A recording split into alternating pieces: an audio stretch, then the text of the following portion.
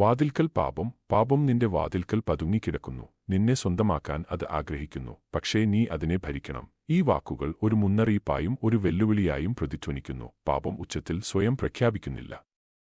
അത് സ്വയം പതുങ്ങി നിൽക്കുന്നു, ശരിയായ നിമിഷത്തിനായി കാത്തിരിക്കുന്ന ഒരു വേട്ടക്കാരനെപ്പോലെ, നിശബ്ദമായും ക്ഷമയോടെയും. നിങ്ങൾ ക്ഷീണിതനായിരിക്കുമ്പോഴോ, കോപിക്കുമ്പോഴോ, അസൂയപ്പെടുമ്പോഴോ, ഒറ്റയ്ക്കായിരിക്കുമ്പോഴോ അത് അറിയുന്നു. അത് നിങ്ങളുടെ ഹൃദയത്തിന്റെ ഉമ്മരപ്പടിയിൽ കാത്തിരിക്കുന്നു. ബലഹീനതയുടെ നിമിഷങ്ങളിൽ നുണകൾ മന്ത്രിക്കുന്നു. നിങ്ങൾ ഇത് അർഹിക്കുന്നു. ആരും അറിയുകയില്ല. അതൊരു വലിയ കാര്യമല്ല. എന്നാൽ പാപം ഒരിക്കലും വാതിൽക്കൽ നിൽക്കുന്നില്ല. ഒരിക്കൽ അകത്തേക്ക് ക്ഷണിച്ചാൽ അത് എളുപ്പത്തിൽ പോകില്ല. അത് വളരുന്നു.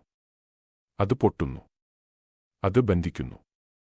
ഒരു ചിന്തയിൽ തുടങ്ങുന്നത് ഒരു തിരഞ്ഞെടുപ്പായി മാറുന്നു. തിരഞ്ഞെടുപ്പുകൾ ചങ്ങലകളായി മാറുന്നു.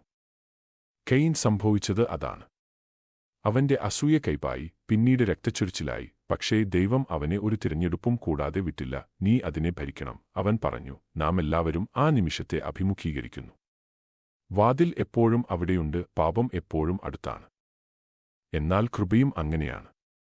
ദൈവം നമ്മെ അധികാരപ്പെടുത്താത്ത കാര്യങ്ങൾ ഒരിക്കലും കൽപ്പിക്കുന്നില്ല. അവനിലൂടെ നമുക്ക് അതിനെ ഭരിക്കാൻ കഴിയും. നമ്മുടെ ശക്തി കൊണ്ടല്ല, മറിച്ച് യേശുവിലൂടെ. നിങ്ങൾ ശക്തിയില്ലാത്തവരല്ല, നിങ്ങൾ ഒറ്റയ്ക്കല്ല. പാപം ഓരോ തവണയും കുനിഞ്ഞിരിക്കുമ്പോൾ നിങ്ങളുടെ കണ്ണുകൾ മുകളിലേക്ക് ഉയർത്തുക. അത് മന്ത്രിക്കുമ്പോഴെല്ലാം പകരം സത്യത്തെ ശ്രദ്ധിക്കുക. അതിനെ ഭരിക്കുക. ബലപ്രയോഗത്തിലൂടെയല്ല, വിശ്വാസത്താൽ. എപ്പോഴും ഒരു വാതിലുണ്ട്. എന്നാൽ എന്താണ് വരുന്നതെന്ന് നിങ്ങൾ തിരഞ്ഞെടുക്കുക.